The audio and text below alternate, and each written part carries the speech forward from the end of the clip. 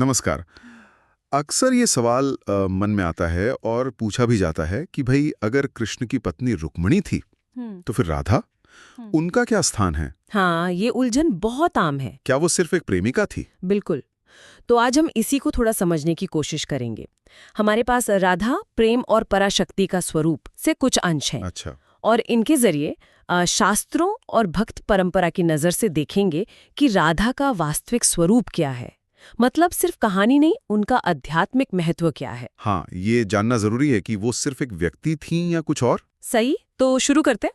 शास्त्रों में तो राधा जी को सिर्फ कृष्ण की प्रेयसी नहीं कहा गया है ना? नहीं, बिल्कुल नहीं। उन्हें तो आदि शक्ति माना गया है, मतलब सृष्टि की मूल ऊर्जा। आदि शक्ति। हाँ, और कृष्ण की आत्मा का ही हिस्सा। ये तो बहुत बड़ी बात है। हाँ, ये बहुत गहरा है।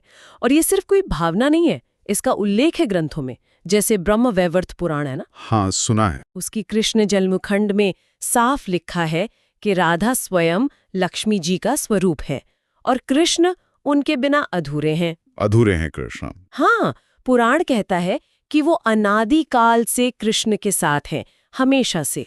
और नित्य वृंदावन में, जो कि एक आध्यात्मिक लोक है, कोई भौतिक जगह नहीं, वहां वो हमेशा साथ रहते हैं। अच्छा, तो मतलब ये वृंदावन लीला वाली बात सिर्फ कुछ सालों की नहीं, ये तो एक शाश्वत संबंध है। बिल्कुल शाश्वत। और क्या दूसरे ग्रंथ भी यही कहते हैं? हाँ, कई ग्रंथ कहते हैं। जैसे नारद पंचरात्र में तो सीधा कहा गया है, राधा नित्या, राधा शुद्धा, राधा पराशक्ति। नित्या, शुद्धा, पराशक्ति। हाँ, मतलब वो नित्य हैं, हमेशा रहने वाली, शुद्ध हैं और पराशक्ति हैं, सुप्रीम एनर्जी, कृष्ण की शक्ति का स्रोत। तो ये प्रेमिका वाली छवि से तो बहुत बहुत आगे की बात हो गई। बहुत ज्यादा। ये आध्यात्मिक सत्य है। ये पराशक्ति वाला पहलू माँ के दिलचस्प है। तो फिर सवाल उठता है कि रुक्मिणी और राधा, इनके स्थान में क्या फर्क समझा जाए? अगर राधा आत्मा है, शक्ति है, तो विवाह रुक्मिणी से क्यों? हाँ, ये सवाल बिल्कुल वाजिब है और यहीं शास्त्रों का नजरिया समझना जरूरी हो जाता है। देखिए, विवाह क्या है? एक सामाजिक, एक धार्मिक व्यवस्था है ना। हाँ, नियम है, कर्तव्य हैं। बिल्कुल। तो द्वारका में रुक्मिणी जी का स्थान धर्मपत्नी का है। वो धर्म, मर्यादा, सामाजिक व्यवस्था, उसका प्रतीक है। इसको आप कह सकते हैं कि ये धर्म की धारा है। अच्छा, धर्म की धारा। और राधा? राधा का स्थान वृंदावन में है।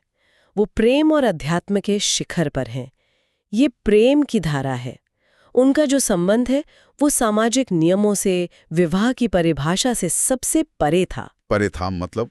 मतलब वो आत्मा का परमात्मा से मिलना था, एकाकार होना। वहां कोई बंधन नहीं, कोई नियम लागू नहीं होता।